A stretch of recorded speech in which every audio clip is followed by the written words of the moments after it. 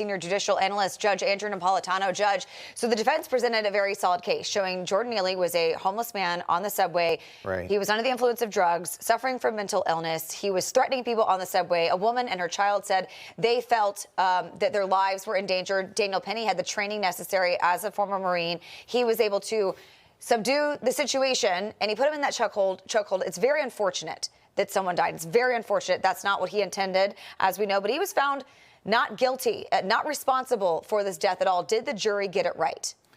Well, the jury understood exactly as you've articulated. By the way, you made a nice closing argument on behalf of the defense. You know, the government says, try holding your breath for 5 minutes and 55 seconds. That's how long he was being choked. The defense says he's a hero who saved people and who's perceived their own lives to be threatened.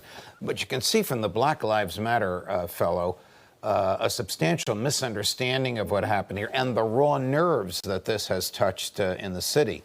This is not a case of Jordan Neely using language to oppress anyone. This is a case of Jordan Neely using language and his body to threaten the lives of other people. I'm anxious to hear what the jurors have to say, but I think the jurors understood this the way you just did.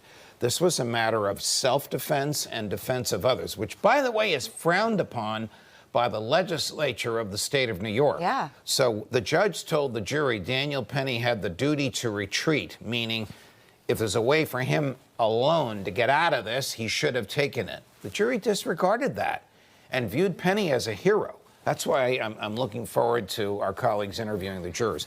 Judges will say, don't talk to the media.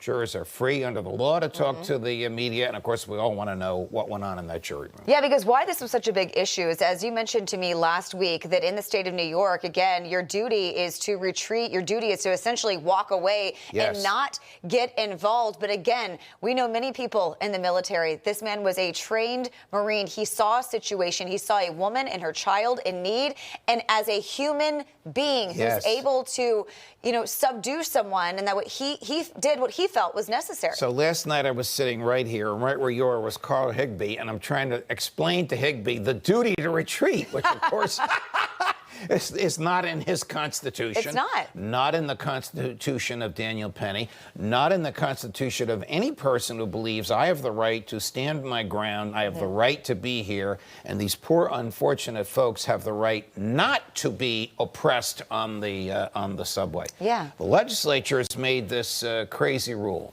The jury, in some respect, engaged in jury nullification. That is, disregarding the law in order to produce a greater good, a greater societal good, which is the liberty of people to defend themselves and to defend others. But this is essentially destroyed Daniel Penny's life. I mean, now he's faced with a civil suit as well, and his family. I mean, he can't walk around New York at all because people know his face. They've seen him splattered across, front pages and TVs everywhere. I wonder what the next few months, few years will be like for Daniel Penny. Well, he's a defendant in a civil lawsuit. The standards are very different. In a criminal case, it's proof beyond a reasonable doubt and to a moral certainty. Consider that about 99% out of 100. In a civil case, it's a preponderance of the evidence. Consider that 51% out of 100. So the burden of proof, the obligation of the plaintiff's lawyer, that's the lawyer for the father of Jordan Neely, is a lot lower and easier to meet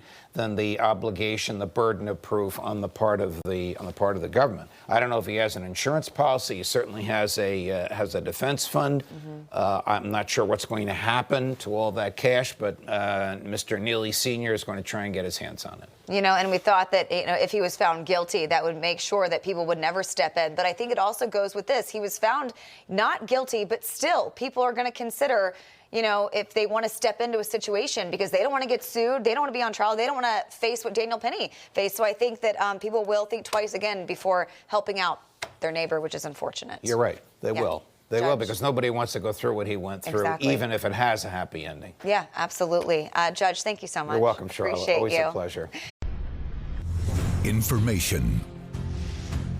Truth is freedom. Is Newsmax. It's real news for real people.